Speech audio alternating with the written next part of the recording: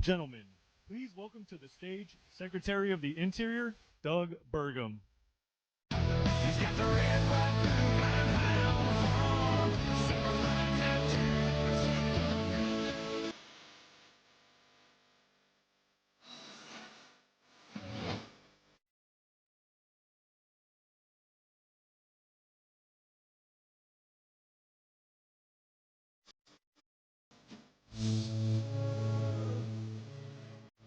Well, good afternoon, La Crosse. We're so honored to be here with you today, and I want to begin with gratitude for each of you that are in attendance, because we know you're here because you support this country, you support the working families of this country, and you support companies like Mid-City Steel. I also want to give a shout out to the incredible team, the Tough Job team right behind me over here. You guys.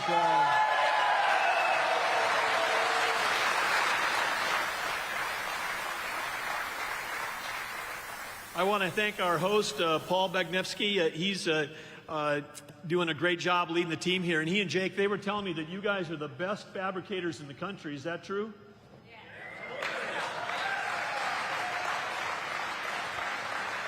Yeah. Classic Midwest. You're the best in the country. And then they nod like this. Yep. I'm from North Dakota. I get that whole thing, like where people are they're the most talented in the world, but they're also super humble. But what a fantastic group to be here. Great to be back in Wisconsin. I grew up in a town of 300 people in North Dakota, about 6.5 hours northwest of here. So great coming south, where it's nice and warm in the wintertime, here to Wisconsin. But I had aunt and uncle that lived in Ripon. I had cousins that are still living up in Bayfield. Beautiful state we have here. And because La Crosse is right on the border of Minnesota, I grew up not far in this little town, not far from the other border of Minnesota, on the other side, on the Red River, not the Mississippi River. So I have to ask, I know this is a dangerous question, but are there any Vikings fans in this entire room? Okay, all right, okay. I was talking to JD backstage, and I said, I think I may be able to get 2 or 3 hands. Courageous Vikings fans. Those of us that have been traumatized by 4 Super Bowl losses. Unlike you Packer fans, win, win, win. All you guys just winning.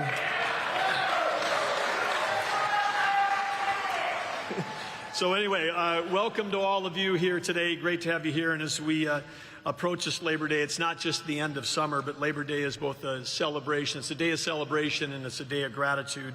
And it's a day of gratitude for the enduring dignity of work. And I know that whether you're in the audience or on the stage behind me, it's an honor to be here with all of you. The Wisconsin steel workers that are here, that are fabricating and forging America's strength, and helping America's return to greatness, which is what we're doing under President Trump and Vice President Vance's leadership. We have a president, of course, right now who's truly amazing. What's been accomplished in the last 7 months has never happened before in any administration, at the pace and the importance of the work that's being done. But one thing I do know, we talked about this at the cabinet meeting on Tuesday, but President Trump just actually deeply respects the American worker. He respects the words "made in America," and he's fighting like no one has ever fought before to make sure that we have that. And whether it's here in Wisconsin or across the country, you know, whether it's farmers or the fabricators, whether it's people that run restaurants or people that are ranchers, truck drivers or auto workers, whether you're in law enforcement, first responders, the people that build, that move, that feed and protect, and those that serve in the military, that defend our country, they have the deepest respect of President Trump and Vice President Vance. And because when you care deeply, then you start doing things like protecting and rebalancing world trade. You do things like making sure that we're passing laws that support working families. And we're here to talk about that today because President Trump and Vice President Vance are putting America on a fast track to a new golden age. And on just one thing that I get a chance to work a lot on is on the side on energy. And President Trump said he was going to bring peace abroad and prosperity at home. He stopped 7 wars in 7 months. That's never happened in history. Incredible.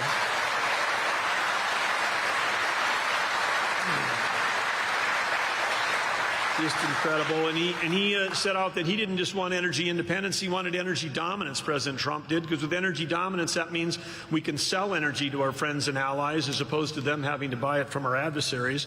When they buy energy from our adversaries, that's what they were using to fund those wars against our friends and allies. So he understands that energy is at the core of peace abroad. He also understands that low-priced, affordable, reliable energy is the key to our economy here at home. And he's done everything he can to break the back of inflation and having abundant energy here in America, and he's doing that. And one of the things, he's not only doing that with oil and gas, but he's bringing back the coal industry. And a lot of people don't understand. We were sitting here in this fabulous place where we fabricate these amazing things like this pedestrian bridge to my left here that these guys are building, complicated, high-quality stuff. And by the way, I should tell you guys, Paul and Jake told me that the shop is always this clean, right? It's like every day. You could come in here every day, it would look just like this, not just on days like this. But these guys are doing incredible work. But if you need metallurgical coal. Metallurgical coal produces coke. Without coke, we don't have steel. So President Trump, we cannot shut down. If you shut down the coal industry, you not only stop affordable electricity in this country, you also shut down the steel industry. And we're bringing back the steel industry. We're bringing back the shipbuilding industry. We're bringing back manufacturing in the United States.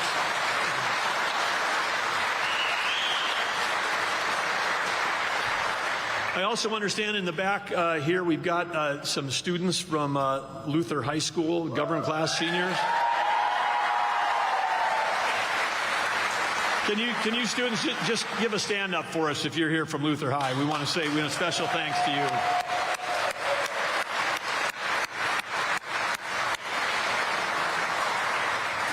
There's our future right there, and I was so excited to see that your team name was the Knights, because the little town I grew up in, North Dakota, is named Arthur. We were also the Knights, and I like to stress that it was Knights with a K, not just with an N.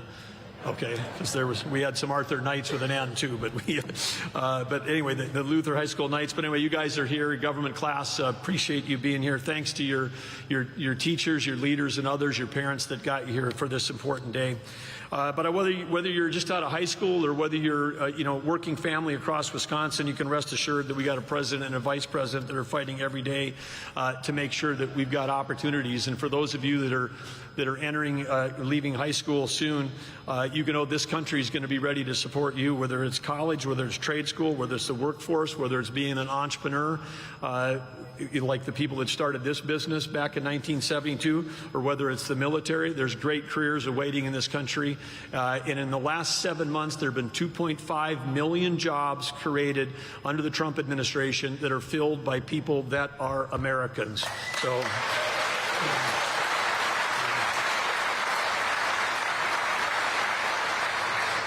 And we know that entrepreneurs and we know that businesses like this are the backbone of America. It's innovation that created American greatness. It's innovation that builds great products. It's not regulation. And we know that President Trump is leading an effort for us to deregulate this country, cut regulations. He's cutting 30 regulations already so far in 7 months. 30 regulations have been cut for every new one that's been put in. He set a goal at 10 to 1. He's beating that by 3 times. When we cut regulation, that allows innovation to flourish. And then when we create the incentives for people that not only understand and respect the dignity of work, but give people an opportunity to work and be paid and rewarded for it, that's why in this working tax families tax cut bill, also known as the One Big Beautiful Bill, what do you think? How many people in this room have ever had a job where you've had to work overtime? Every job I had when I was growing up was like that. You guys get paid overtime. How do you like an idea that President Trump came up with? No tax on overtime. How about that?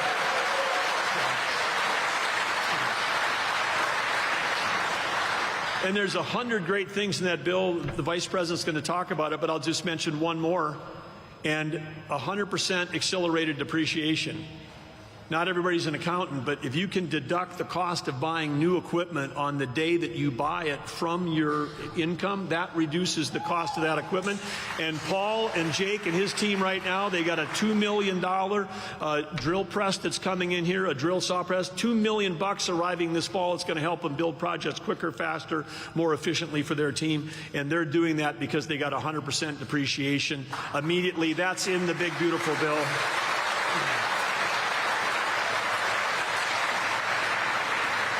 And I just want to say one thing. It's just interesting in the world we're in. If you voted for that bill, you voted for lower taxes for working families. If you voted against that bill, if you voted no, then all the tax cuts before were going to go away, and the tax increases were automatically going to happen. So if you voted no on that bill, you were voting for a tax increase on everybody in this room, and there wasn't a single Democrat that voted for that bill. But there is somebody in this room that did vote for that bill, and it's Representative Derek Van Orden right here. Stand up, Derek.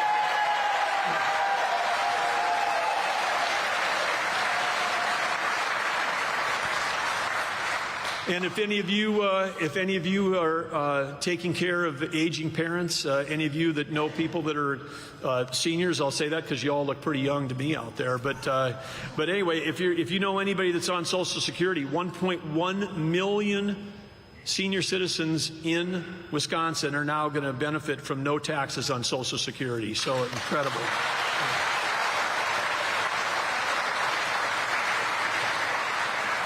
So what's the quick summary? We've got lower taxes. We have far lower regulations. It's the biggest tax cut in history. Regulations are being cut by this administration like never before, allowing innovation to flourish. And then you say, okay, well, those two things are great, but what about fresh capital coming into the company? Well, with President Trump leveling the trade field and making it, getting a level playing field for America, so we can sell our goods into markets that used to be closed. And for those people that are coming here, they're going to have to pay tariffs to get in. When you do that, there's trillions of dollars. A trillion is 1,000 billion.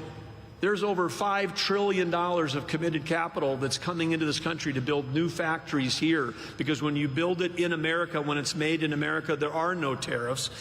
We've never had the combination of these things happening in my lifetime of lower taxes, way less regulation, support for innovation and entrepreneurs, and record amounts of record capital. These are the policies that are going to restore the American dream for every American, and it's the Trump-Vance administration that's making that happen.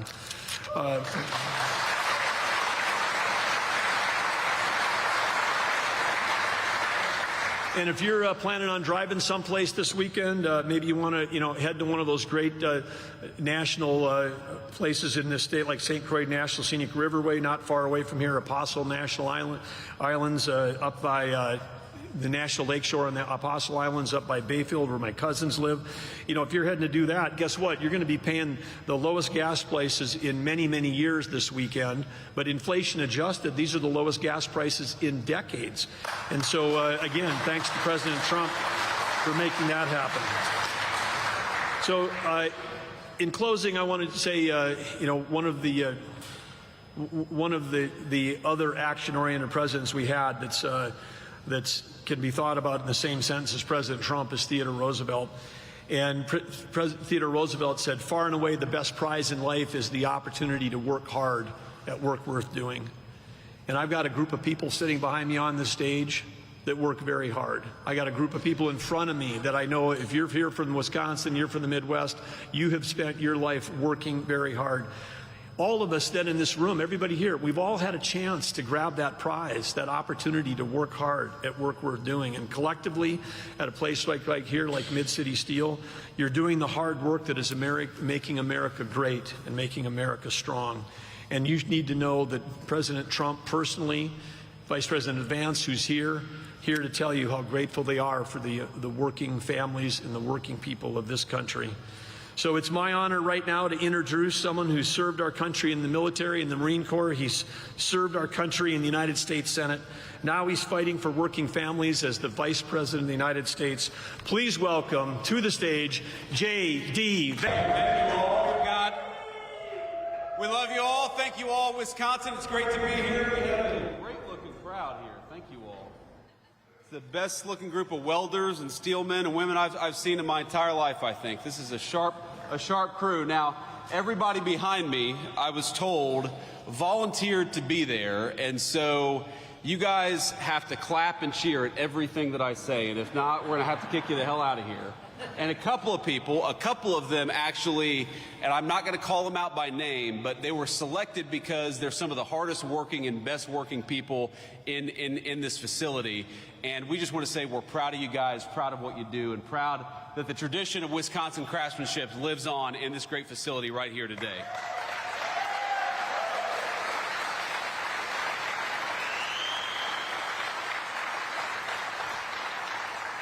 Now, before we get started here, and I want to talk about the big, beautiful bill, I want to give a few notes of appreciation and gratitude. So, first of all, I think this is probably the third or fourth time I've been to La Crosse, Wisconsin. I came here a lot during the campaign. It was always great to be here. And I joked that you all would get sick of me, but I would come back as Vice President of the United States, and I'm proud that I got to keep that promise thanks to you.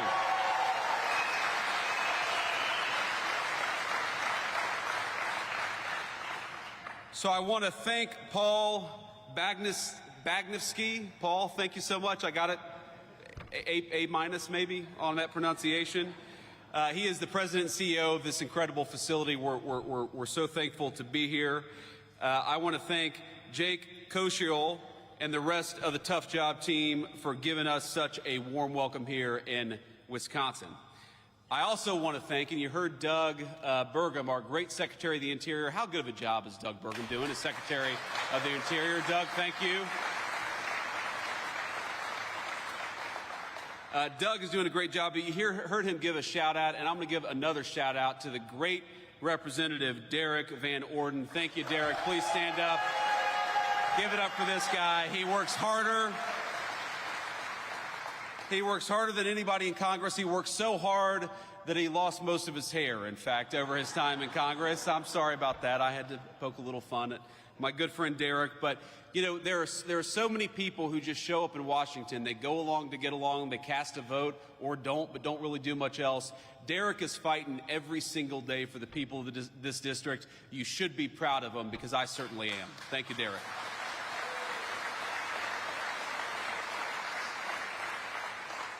And I guess we've got the senior class from Luther High School. Where are all the Luther High School students? Where are y'all at? Thank you all. Now, have you all started school yet, or are you playing hooky today? You have. Okay, good. Well, I'm glad the Vice President coming to town got you guys out of school a little bit. But let's talk about the future, because these kids are the future. We want to make sure that they have a prosperous American future to grow up in. And let me take you back a little bit to where I grew up in Middletown, Ohio, southwestern Ohio, where my papaw, and the reason I love the welders in particular is my papaw for 42 years was a union welder at a place called Armco Steel. And when I was growing up, Armco Steel had shed about 80% of the workforce that it had employed when my papaw was working there during its heyday. And unfortunately, it was one of the lucky ones, because a lot of the steel mills lost about 80% of their workforce. A lot of the steel mills didn't exist at all. And I think that what happened is that for those of us who grew up in those factory towns, we were so used to seeing those proud, big, beautiful factories, seeing the night sky lit up with that furnace. We were proud of what our parents and our grandparents made every single day. And of course, they were proud to earn the kind of a job that enabled them to provide us a good life. And what happened? Thanks to a generation of failed politicians and stupid decisions, those factories closed down one by one by one, and many of those proud towns that made us who we are, ladies and gentlemen, those proud towns became ghost towns. Well, not anymore. What the President of the United States was elected on a promise to do was to bring back American manufacturing, to bring back American craftsmanship, and that is exactly what President Donald Trump is doing every single day in Washington.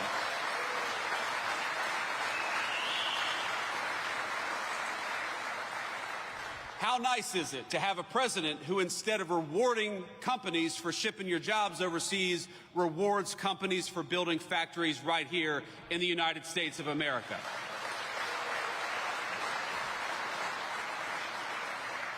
How nice is it to have a president of the United States who, instead of raising your taxes, is cutting your taxes by historic margins every single day, as we just did?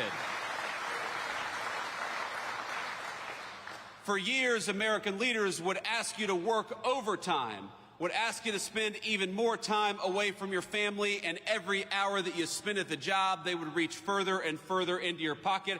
How nice is it to have a President of the United States who cut taxes on overtime, because we believe that if you spend an extra hour at work, the government ought to keep its hands the hell out of your pocket. Is that right?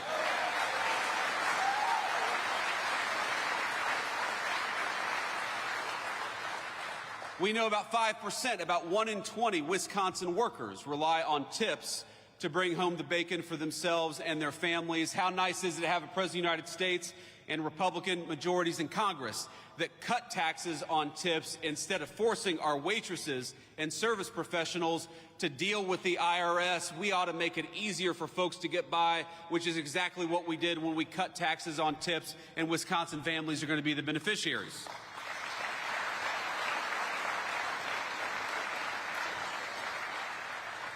What the working families tax cuts did is very simple, ladies and gentlemen. It let you keep more money in your pocket. It rewarded you for building a business or working at a business right here in the United States of America. It makes it easy for you to take home more of your hard-earned pay, and it makes it easier. If you're an American manufacturer or an American business, it makes it easier for you to build your facility or expand your facility right here in the United States of America.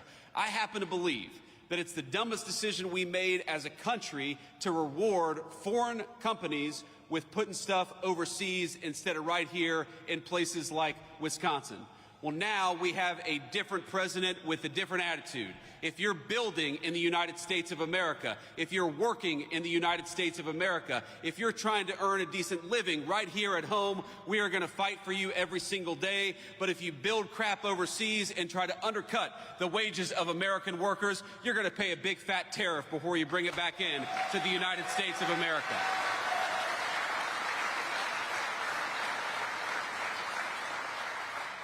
Now, I was talking with a Fox News host earlier, and I'm going to embarrass him a little bit. I'm going to make him stand up and be recognized. You guys know Will Kane. Will, a lot of us watch his show. He's doing a good job. You know, what I told Will earlier is that all these problems are interconnected. Why is it that we allowed these Mexican drug cartels to bring this poisonous fentanyl into our communities? Why is it that so many people lost hope and started taking that fentanyl? Why is it that we had a government that seemed to care more about illegal immigrants than they did about their own citizens? It's all connected, because when they shipped your job overseas in the last administration or in administrations that came before it, what they also did at the same time is they allowed those cartels to come in to our country and take advantage of our communities. So what the working class families tax cut does is, yes, it gives you more take-home pay. Yes, it cuts taxes on overtime. Yes, it cuts taxes on tips. But it also gives our incredible law enforcement over $100 billion to get those drug cartels the hell out of our country once and for all.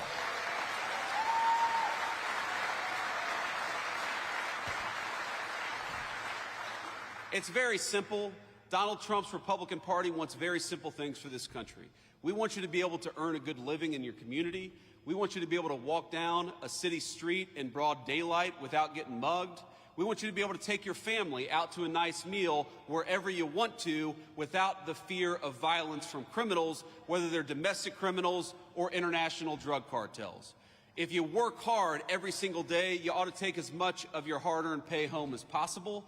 And if you want to raise your children in security and comfort, you ought to send them to a school that gives them a good education instead of an indoctrination. These are very simple things, ladies and gentlemen, and all we needed was better leadership in Washington to deliver it.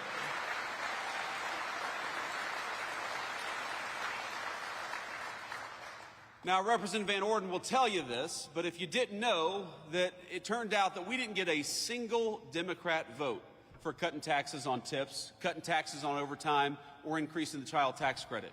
Not a single Democrat in the House or the Senate could actually deign to vote for giving you more of your hard-earned money. And we got to ask ourselves why that is. Because as much as I am proud of what we've accomplished, it would honestly be a little bit easier, wouldn't it, Derek, if the Democrats actually worked with us instead of fighting us every single step of the way. And you're going to see this. We're a little early for campaign season, but in a couple months or maybe about a year, You're going to start seeing television advertisements. And you're going to start seeing Democrats lying about what's in these working families tax cuts. And I'm going to tell you exactly what they're going to say. They're going to tell you that this bill, which gives you more of your hard-earned money, that they opposed it, not because they want to raise your taxes, and they do, but because they're worried about your health care. They are so worried about your health care, in fact, that they want to give more and more of your health care to illegal immigrants. And that's exactly why they voted against this bill. I know we have this beautiful high school class back there. And I'll give you, just from a vice president to the high school seniors, I'll give you guys just a little bit of relationship advice from a man who's been happily married for 11 years. Find yourself somebody who loves you as much as national Democrats love giving health care benefits to illegal aliens. That's my advice for you. Because it is, as far as I can tell, it is, as far as I can tell, the reason why the National Democratic Party exists. Do you know that this bill makes tens of billions of dollars in investments in our rural health care infrastructure, which was fallen apart under the last administration? This legislation guarantees that hardworking Americans are going to have access to their Social Security, Medicare, and Medicaid benefits. What this bill refuses to do, and what Republicans absolutely refuse to do, is to give your hard-earned benefits to people who don't have the legal right to be in this country to begin with. It is very simple. And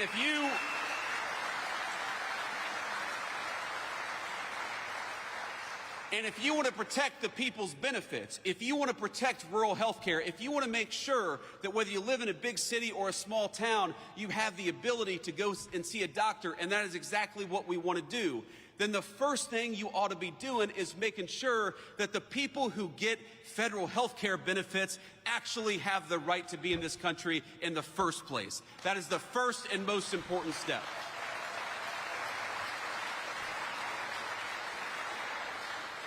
And that's what this legislation did. So don't believe the lies and don't believe the attacks. What we are doing with this legislation is giving you a tax cut and trying to rebuild the healthcare infrastructure of this country that got decimated under Joe Biden's leadership.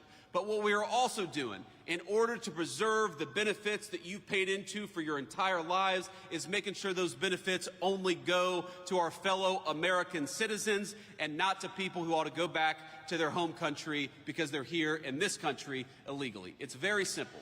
And think about this. Think about the math, ladies and gentlemen. You cannot have these health care benefits if you allow tens of millions of people into this country who have no legal right to be here and give them those benefits. We were on the freight train to bankruptcy under Joe Biden's leadership because we had a Democratic Party that didn't care enough about this country to actually enforce our borders. And it's that simple. And so when I see the Democrats, I got to be honest with you, it makes me a little bit angry. When I see Democrats fighting against cutting your taxes and saying it's about health care, it's not about health care for you, it's about health care for illegal aliens. And we happen to believe in a different principle. You ought to keep more of your hard-earned money.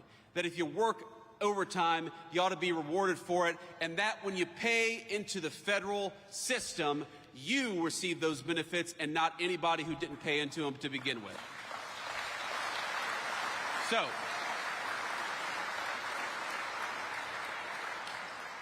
let me say just a couple more things, and then I'll hit the road, but maybe I'll take some questions. Should we take some questions from the fake news, ladies and gentlemen?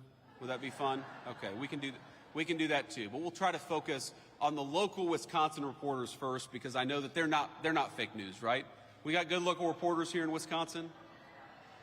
I don't know, mixed reviews based on the crowd here, but let me just say a couple more things. So this business, this manufacturing facility, I think represents the future of American craftsmanship. And I was talking to the CEO and to Jake earlier about this, but you know, there's this attitude that some people have that manufacturing, it's the jobs of the past, it's the industry of the past, that it's dirty, that it's not innovative.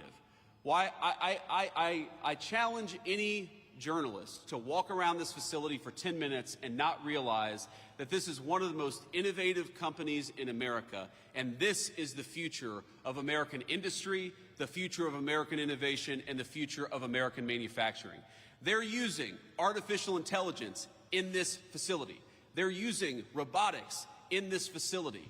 They're doing things that, frankly, were not even possible 20 years ago, and they're doing them in order to build a great American future.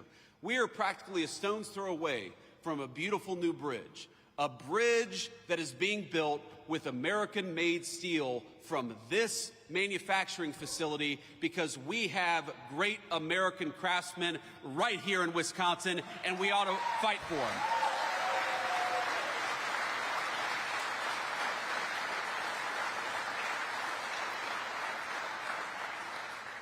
And I know the people out in the crowd, the people standing behind me, there are stories of proud work being done every single day. There are stories of a good wage being earned that allows these folks to support their families. There's stories of products that exist in the United States of America that we need, that we absolutely rely on, that are made right here with American workers and American hands.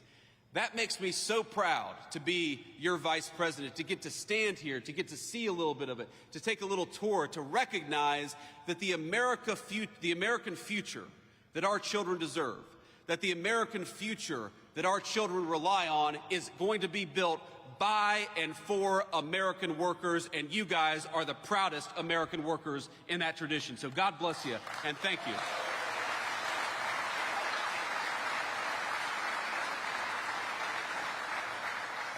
And these guys, they're proud of what they do. They're doing something amazing. They're doing something that can't be done almost anywhere else in the world. They're earning a good wage in the process. This is what makes America great.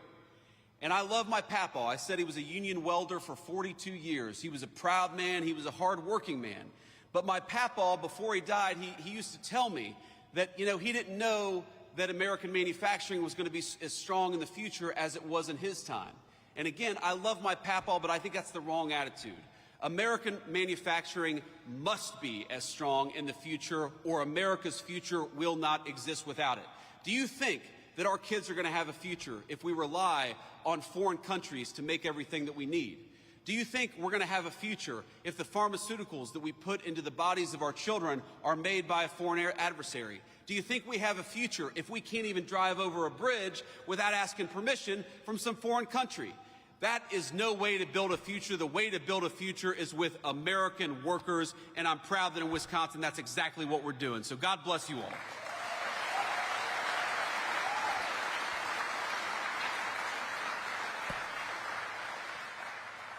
And I want to say just one final thing, and I'm going to end this on a somber note. We've had some fun here, but I am very mindful of the fact that we're just a couple of minutes away from the Minnesota border. And of course, we had this terrible, terrible school shooting yesterday in Minneapolis. And I imagine, like a lot of you all, it hits pretty close to home, very personally, because though you may not know anybody who's affected by it, I think a lot of us know people who've been taking their kids in the last couple of weeks to their first day of school. And in fact, my son, my little 5-year-old, I love him so much, and if you're watching, buddy, Daddy loves you. He started his first day of kindergarten just 2 days ago. And again, we're very proud of him, and we love him very much. But I know that there are a lot of families who were in their first week of school just outside of Minneapolis, and that was pierced. That incredibly pure and wonderful moment was pierced by a very vicious and a very evil person. And so I just want to say a couple of things. The first thing that I want to say is, remember, we're an American family. And the people who lost children, they are your fellow Americans. And those children who lost their lives and lost their future, they are your fellow citizens. So think about them and say a prayer for them. And remember that they are as much us as our neighbors right here in this wonderful community in Wisconsin. And the thing that they need most of all is they need their fellow Americans to reach out and care about them, and I know that every single one of us is going to do that. That's the first thing that I wanted to say. The second thing that I wanted to say is, when I first heard the news, I was worried that the death toll was going to be higher based on what the media reports were saying. And right now, there are still a couple of kids, some of whom in very critical condition, who may yet survive this, And I think they would appreciate your prayers, and their families would appreciate your prayers as well. So if you are the praying type, I'd ask you to say a prayer tonight for those kids that are still recovering, that they may recover fully and go on to live a full life, the life that was deprived from a couple of their classmates. And, you know, the stories, I'd encourage you to read some of the stories about what happened yesterday, about the violence, about the fact that you had 10-year-old kids laying over their friends to look after them and to try to protect them.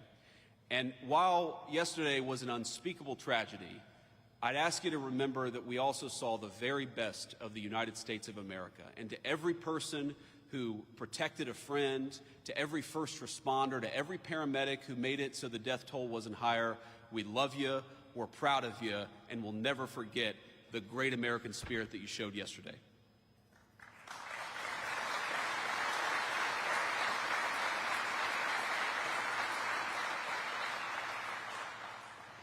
And on that note, there's going to be time for politics, and there's going to be a time to figure out how to prevent this stuff from happening, how to make these shootings less common in our country. And I'm not going to speak about that now, but I would encourage you, the First Lady, Melania, who really has a very big heart for children, obviously as a mother herself, she put out a statement earlier today that I think is really worth taking a look at, because this happens too much in our country. And if you look, we really do have, I think, a mental health crisis in the United States of America. We take way more psychiatric medication than any other nation on earth, and I think it's time for us to start asking some very hard questions about the root causes of this violence. And I'm going to be part of that, and the First Lady and the President are going to be part of that, but that's going to be an American conversation that we're going to have together. But before we have that conversation, if you are the praying type, I would ask you to join me in prayer. I'm just going to say a prayer for the two little kids who lost their lives yesterday. And this is a prayer we say a lot in my church, and I've always found it very meaningful. It's very short. But eternal rest grant unto them, O Lord, and let perpetual light shine upon them. May the souls of all the faithful departed, through the mercy of God, rest in peace. Amen. Thank you all. Now, with that, I will take some questions from the reporters, but again, thank you all for having me, and thank you all for indulging that moment. I think it's important for our fellow Americans to know that we're reaching our arms around them, and we love them, and you guys gave me the opportunity to do that, and so I'm grateful for it. God bless you. Questions?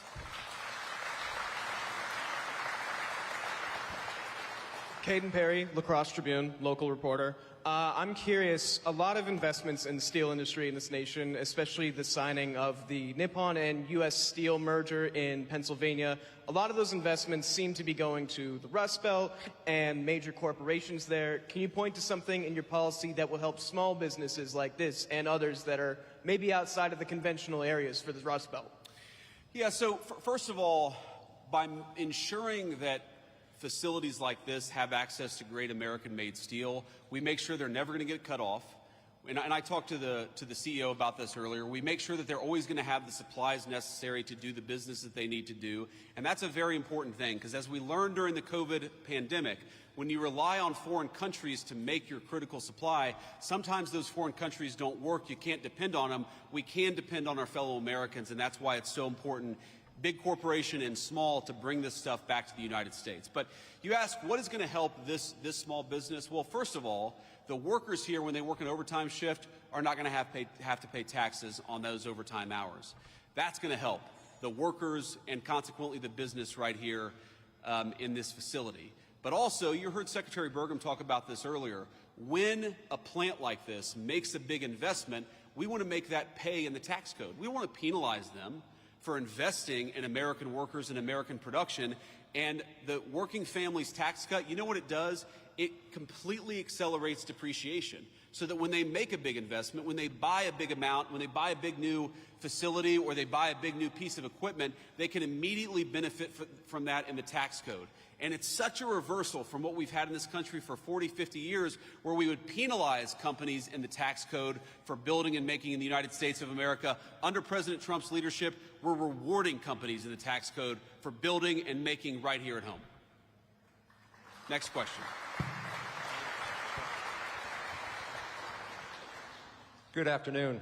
Charles Benson with TMJ4 out of Milwaukee. As you know, the President this week signed an executive order around the National Guard. And so I'm curious if you can give us some more detail on that, wanting the National Guard members to be available for rapid mobilization and establish a quick reaction force. My question would be, would that quick reaction force be deployed to help with day-to-day police work, and would a governor, like the governor of Wisconsin, have the option to say no to any deployment nationwide? Well, let me say a few things about this. First of all, the principle at stake here is very simple. Americans ought to feel safe on American streets. How many of us...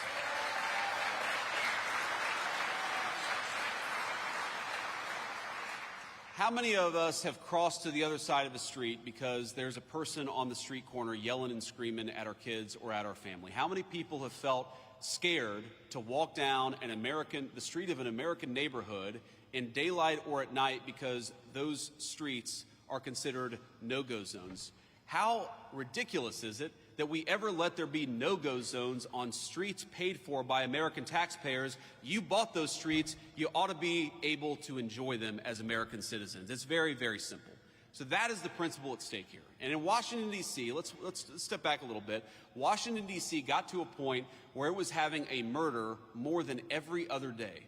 The national capital of the most powerful nation in the history of the world had a murder every other day, carjackings, armed robberies that rival literal third world countries, and the President of the United States said, this is America's city and enough is enough, and he deployed the National Guard to fix it.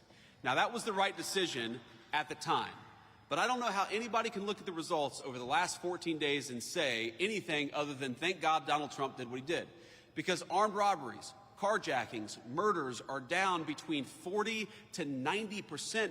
Even the very Democratic mayor of D.C. said yesterday that she was grateful for the additional police presence because it made it possible for people, Americans, black, white, rich, and poor, to enjoy the nation's capital again.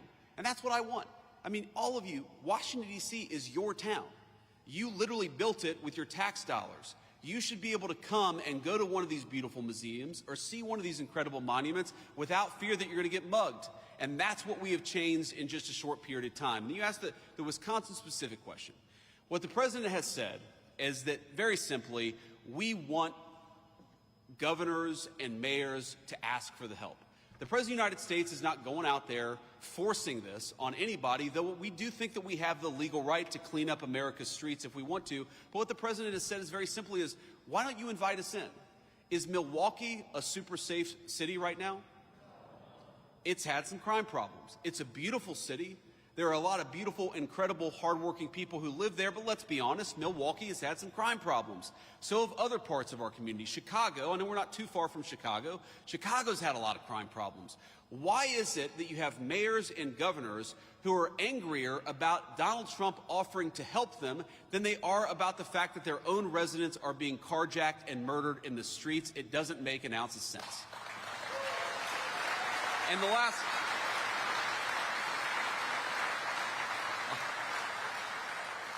And the last point that I'll make about this, sir, is, I'm going to violate the advice I gave to the President of the United States yesterday, because we were having lunch yesterday, and the President said, JD, I don't know how I did it. I have actually got the Democrats to come out in defense of crime. And it is crazy. If Donald Trump came out tomorrow and said he really likes puppies, you would have AOC come out and say puppies are terrible. So you have Donald Trump, who has reduced murders, carjackings, and armed robberies in 14 days in Washington, D.C., and now you have national Democrats coming out and saying, oh, well, we love murders and carjackings and armed robberies. Why won't Democrats just use some common sense? We're going to disagree about stuff from time to time.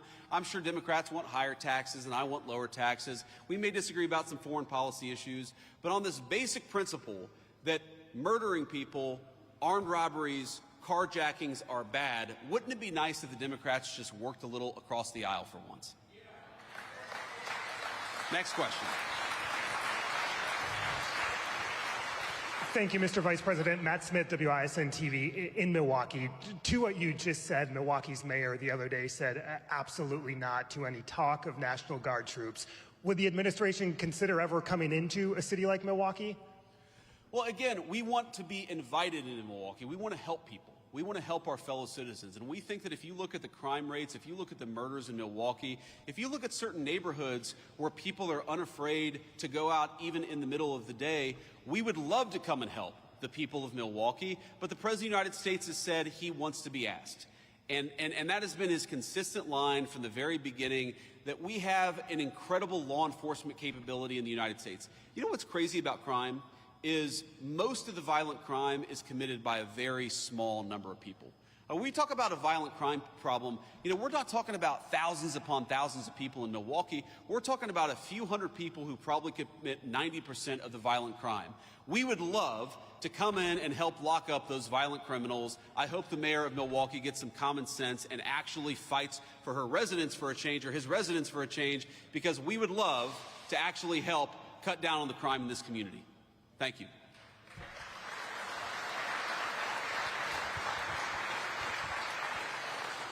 Good afternoon, Anthony DeBruzzi, Spectrum News, Wisconsin. Sticking with Milwaukee, but a little different. Yesterday, Governor Tony Evers requested a disaster declaration from President Trump after the historic flooding that we've seen in the Milwaukee area. So can Wisconsinites count on the administration for financial help through this? Yeah, so obviously, look, we want to help people, we want to help our fellow citizens, and I know that Wisconsin has suffered some serious problems. I have not talked to the President of the United States. I'm not even sure that he's aware yet that the governor has issued that disaster declaration, but I will take that back to Washington, D.C. and make sure we respond to it promptly. Thank you, sir.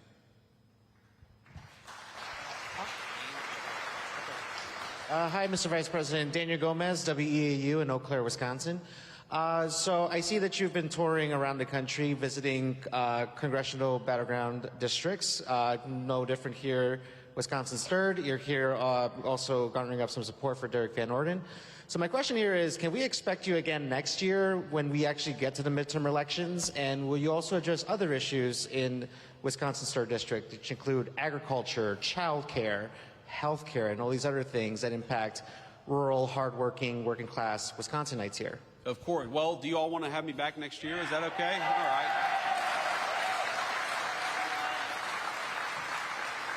Look, so long as the people of the 3rd District will have me, yes, I will keep on coming back and keep on talking about the issues that matter. You asked about agriculture, I think rural health care, and also child care. Look, if you look at the working families tax cut, there's a lot there for agriculture. There's a lot. For example, if you buy a new tractor, you buy a new piece of farm equipment, wouldn't it be nice if you were rewarded in the tax code instead of penalized in the tax code? Well, now, thanks to the working families tax cut, you are going to be rewarded, which is why the farmers were really big and supportive and behind the legislation. We had such great support from our farming community in Wisconsin and all over the country for this legislation, I think in part because it does a lot for our farmers. You asked about health care. Look, rural health care in this country is in bad shape. It was left in bad shape by the previous administration, and this legislation, the Working Families Tax Cut, has got tens of billions of dollars to shore up our rural health care system. It is so unusual to hear Democrats say this is going to be bad for health care when we're spending billions of dollars to try to fix some of the rural health care problems in our country. And by the way, has anybody been awake for the last 4 years? Any of these national Democrats? How was the rural health care system doing under Joe Biden when you had hospitals and clinics closing at a record and alarming rate? We're trying to fix that. We want people to be able to access to health care, but we want American citizens to be able to access health care, and that's what makes us different from the National Democrat Party.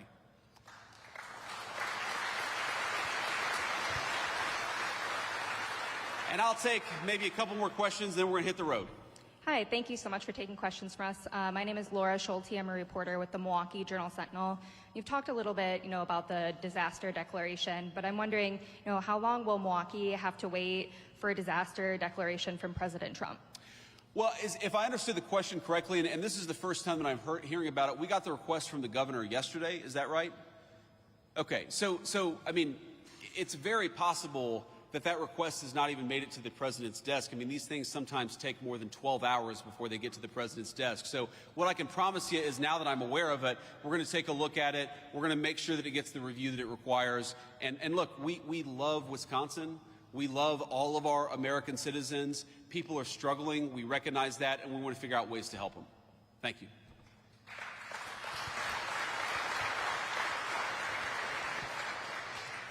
Mr. Vice President, Adam Roberts, News Radio WTMJ, also out of Milwaukee. A follow-up to that question as well. I know that you still have time to make this decision, but can you explain why President Trump or yourself did not tour the southeast Wisconsin area like was done in Texas after their historic flooding? Yeah, I can give you a very simple answer to that question is, if you remember the Texas flooding, the president did not show up until he felt like he could provide comfort and aid to some of the grieving families, but not actually be a huge distraction for law enforcement. I mean, look, it is a reality of the world that when the president or the vice president of the United States show up, there are a lot of Secret Service, there's a lot of local law enforcement. And I remember explicitly being in the Oval Office talking with the president about this. He said, I really want to go to Texas, and I really want to visit with these grieving families, but we can't do it until the local law enforcement says we can support this without affecting the recovery and other efforts. So we would love to visit, we would love to talk to people, but some of this depends on we talk with local law enforcement, and we don't just want to show up for a photo op. We want to show up and actually help, and that's what the President of the United States is focused on. Thank you, sir. And I'll do one more question before we hit the road. Jeff Murdoch, The Washington Times. So there are plenty of people, there are scores of people still in jail that have been pardoned under President Biden's auto pens. Do you think they should be released from prison? Well, I think that there's something weird about this auto pen, which is that you have a guy who even some of his own staff members said did not have the mental faculty to be president of the United States, okay? While at the same time, he allegedly signed a bunch of pardons, which we now know were signed by the auto pen. I think it raises a very difficult question about whether those pardons were actually legitimate in the first place. I mean, think about this. How can you sign a pardon? How can you engage in presidential conduct that's binding if your own staff members are saying, well, this guy wasn't exactly fit to be the president of the United States? So look, I'll let the courts figure this out. As the president of the United States has said, President Trump, we always follow the court orders and we always try to work with the courts. But I think the American people, far more than, whether this pardon is thrown out or that pardon is thrown out by the court, let's step back and ask ourselves, how is it that the American media and senior members of the Democratic Party conspired to hide us from the fact that the President of the United States wasn't fit to do the job? This is about more than politics. This is about more than policy disagreements. This is about if you get a phone call at 3 a.m. and there's a national security emergency, does the person who's answering the phone have the mental ability to do the job? And if the answer is no, then all of us, Democrat, Republican, and Independent, have been defrauded. And I think the Biden presidency is a big, fat example of the American media defrauding the American people.